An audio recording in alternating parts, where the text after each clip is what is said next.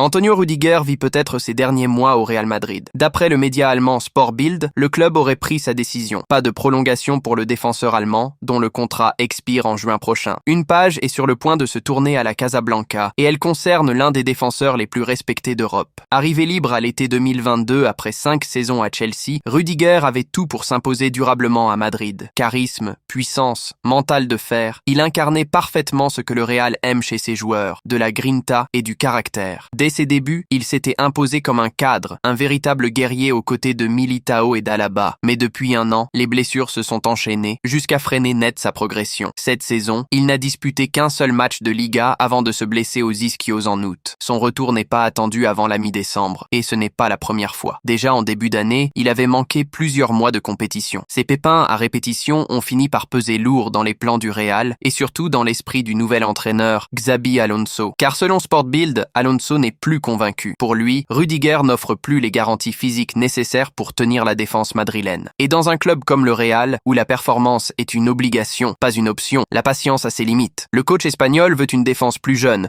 plus rapide, plus mobile. Et dans cette vision du futur, Rüdiger semble ne plus avoir sa place. Le Real prépare déjà la relève. Militao est de retour, Alaba reste un pilier, et le club travaille en silence sur de nouvelles recrues défensives pour 2026. L'idée est claire, bâtir un nouveau cycle, à l'image de ce que le club fait au milieu de terrain avec Tchouaméni, Camavinga ou Bellingham. Une transition douce, mais inévitable. Pour autant, le départ de Rüdiger ne serait pas anodin, car au-delà du joueur, c'est une personnalité forte qui quitterait le vestiaire. Son leadership, son intensité, son attitude exemplaire sur et en dehors du terrain ont souvent été cités comme essentiels pour la cohésion du groupe. On se souvient encore de sa prestation héroïque face à Manchester City en Ligue des Champions, ou de son duel musclé contre Haaland, des images qui ont marqué les supporters madrilènes. Aujourd'hui, le doute n'est plus sur son talent, mais sur son corps. À 32 ans, les blessures à répétition ont fini par installer une forme d'incertitude autour de lui. Et au Real, un club qui vise l'excellence totale, la moindre fragilité devient un risque que la direction n'est plus prête à prendre. Mais la carrière de Rüdiger est loin d'être terminée. En Allemagne, plusieurs clubs suivraient déjà la situation. Le Bayern Munich et le Borussia Dortmund apprécient son profil, même si son salaire élevé complique l'opération. En Angleterre,